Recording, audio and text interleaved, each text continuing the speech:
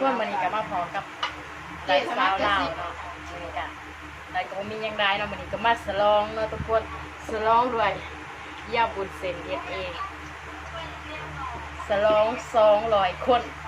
202 คนเนาะทุกคนมันนี่ก็บ่มียังได้เนาะมาสลองได้202 คนมาเลยทุกคนมากินน้ำกันเด้อเฮ็ดเองบ่ได้ถ่ายตอนเฮ็ด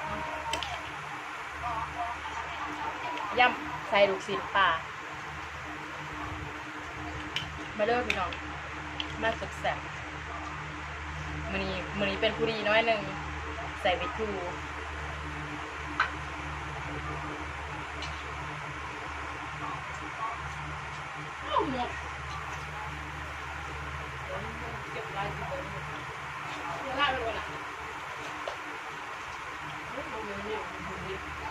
ย่ำใส่ลูกชิ้นปลา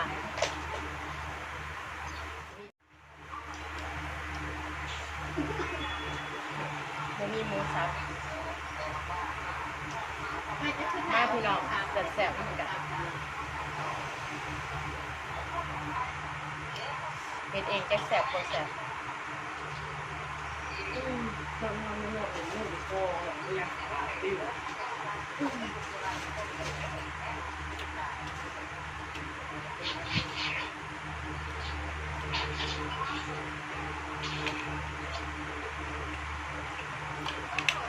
จะลอง200 ซับ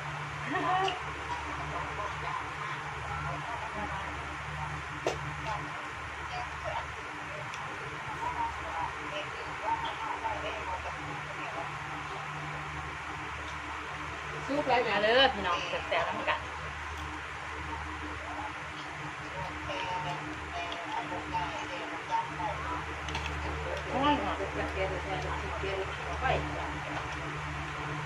ตัวไหนใส่มะเขือเนี่ยเนาะแล้วก็ใส่ผักกระเฉดน้ำเนาะแล้วก็มีหัวหอมใหญ่น้ำเนาะ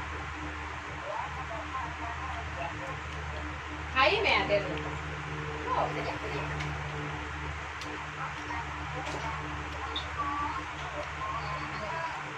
บ่ มากินผักกระเฉดเนี่ยมาเอาบอกว่าถูก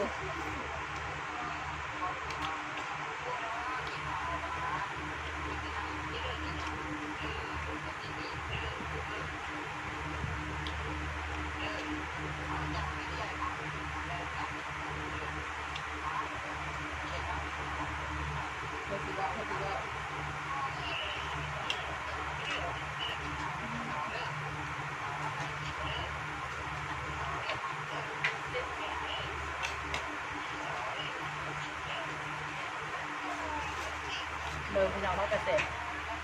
แพงอะไรผักกระเฉดนะ3 บาทน้อยเดียว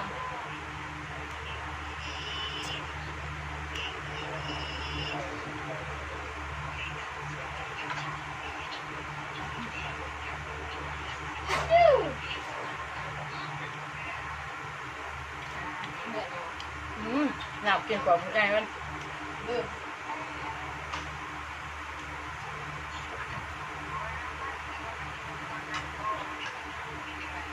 สลัดเก่า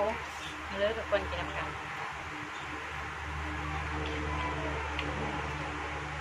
ทุกคนบอกผู้ชายกินคนเดียวกินบ่เบิ้ลหลายแห้ง เพิ่งจะปั่นจะคล้องกันไหม เหมือนเห็นบ่ค่อยเผ็ดปานนั้นน้องว่ามันอากาศร้อน ไอ้นี่เลยกินบ่เผ็ดแต่ก็ยังบ่ค้างให้ปากเลยมันบ่เผ็ด เมื่อเทียบคล้องเทได้หรือเนาะสิจับคล้องเลย จังไดก็ขอบใจทุกการติดตามเด้อทุกคนจะได้กับเป็นกำลังใจให้นำเด้อขอบใจผู้ติดตามแล้วเนาะขอบใจหลายๆเด้อ นี่ยังมีนานโซ่กับปั่น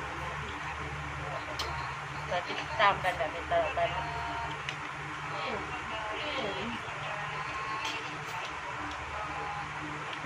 ทีมเราอาจจะมีเสียงรบกวนได้เนาะว่า คนรอน้ำมันต์เนาะ มีไม้ค่อยพวกน้องตาแดงมีเนาะมีแต่มันเป็นยังมันกับบ่ได้บ้างมันยังแต่มันกับใส่บ่ได้เราทุกคนเอาซื่อๆใส่ ส่ได้บ่จะเชื่อเองนะคะใส่บ่ได้ตอนนี้เฮากับบ่มีเนาะกับ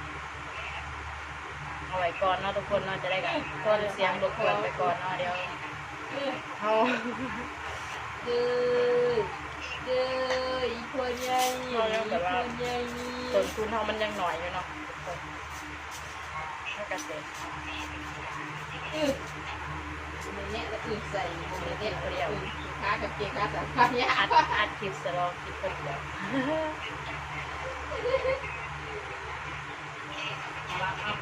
ง่ายเมื่อแต่เด็กแค่กล่องนี้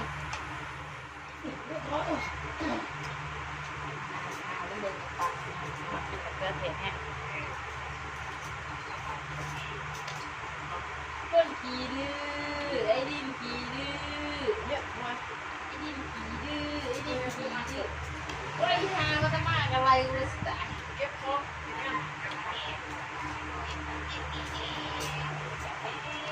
เอาซะนะเอาสิขยะเราร้านย่างอยู่ตรงซีนมากเลยด่ะ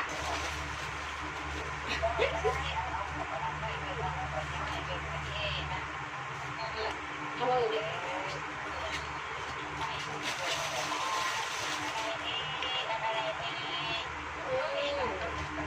อันนี้ก็บอกเลยดิมึงบอกเลยดิ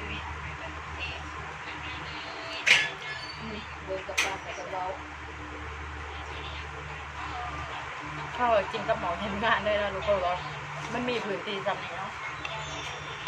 เฮ้ยชีดื้อโอ้ยร้อนแหงวันนี้ไปเลยดูเป็นนักเมื่อย พื้นที่มีสำนี้กับกินสำนี้ทุกคนโกโก้โกเห็นงานแบบ